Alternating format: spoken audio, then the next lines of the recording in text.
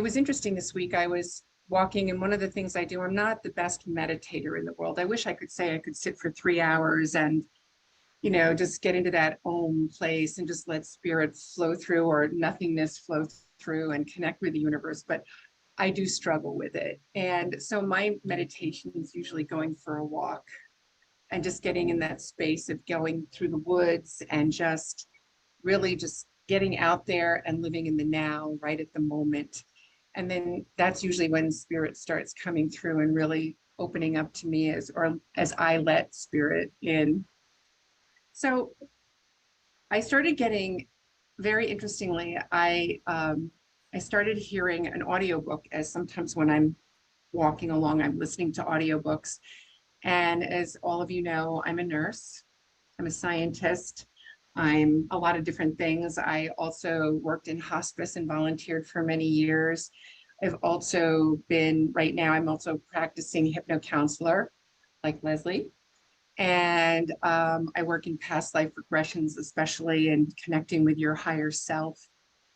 And I started listening to who I study is Dolores Cannon, and one of her books, the higher beings from other dimensions were talking about how they saw the humans for who they really are. They really had eyes that could see into who you really are and into the authenticity of your being. All the good, all the things that we are challenged by, but they see us.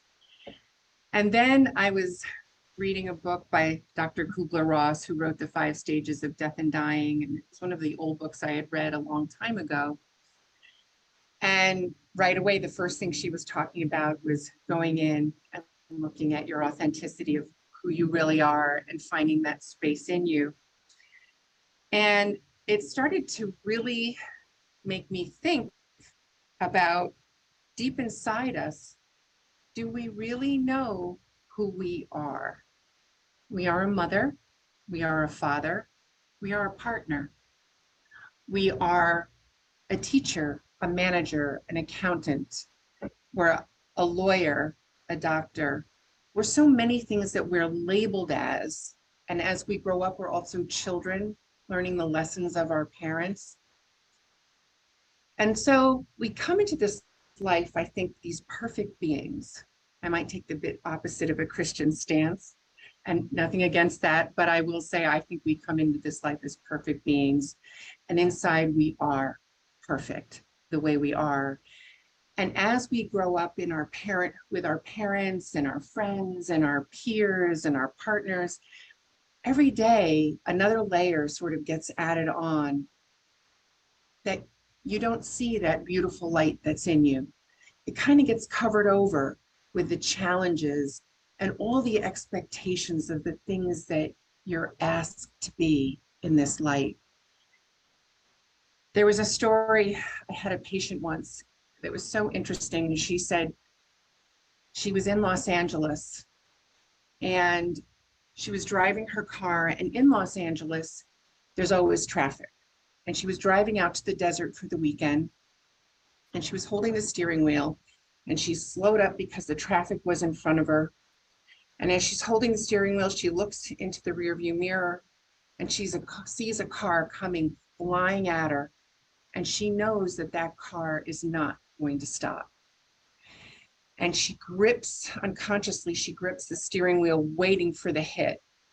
And something in her says, relax and let go. You've lived your life clenching your fists and not letting you be you. And with that, she released her hands, dropped them at her side, totally relaxed, and took that hit like there was no tomorrow. The car in front of her was demolished. The car behind of her was decimated, and her car was an accordion. However, the good news is that she got out of that accident, and the policeman said if you had not done what you did, your injuries would have been so severe if you had clenched and tightened up. But instead, since you relaxed, you are able to walk away from this accident whole and barely hurt. So in that, she really sat back and looked at her life and said, you know, this is one of those major challenges that I've got and that I faced. And it started making her look and go within. And you know, you think about it, every day we grapple with guilt, shame, people judging us. We feel like we're not seen for who we are. And inside, we kind of know deep down really who we are, but we still have those layers and layers and layers that we're always grappling with. And we look to find that space of love and acceptance in our loved ones, in our friends, in our peers. But instead, maybe it's time to just keep going back inward and finding the answers of the love that you have within yourself that's always there. So I think we come here to learn lessons. We all know that. We come here with lessons. We have lessons of fear. We have lessons of guilt. We have lessons of anger, forgiveness, surrender. We're learning to be patient. Lord knows I'm learning to be patient. And we're also trying to learn to be happy and content in this life. But I also think that our lessons here are not here to make us perfect. Our lessons here are really to learn about the imperfection, finding the joy in our uniqueness, and not always trying to be like everybody else or to be the perfect child or the perfect, manager or the perfect person who reports to a manager or the perfect parent. Because we know we all struggle with all the things that we try to be and kick us out ourselves when we think we're not. But those lessons really do challenge us. And I think we are here in a difficult school because we forget truly who we are. And sometimes when we think that we're unhappy, we have to really go back to say, am I really unhappy about the lessons that were given me? Or am I unhappy because I feel like I'm not loved enough? But sometimes when we come into a relationship or interacting with someone else, the love that we think we want to get, we have to open ourselves to receiving. And that's also the challenge that we face. And that's where we go inward for the authenticity.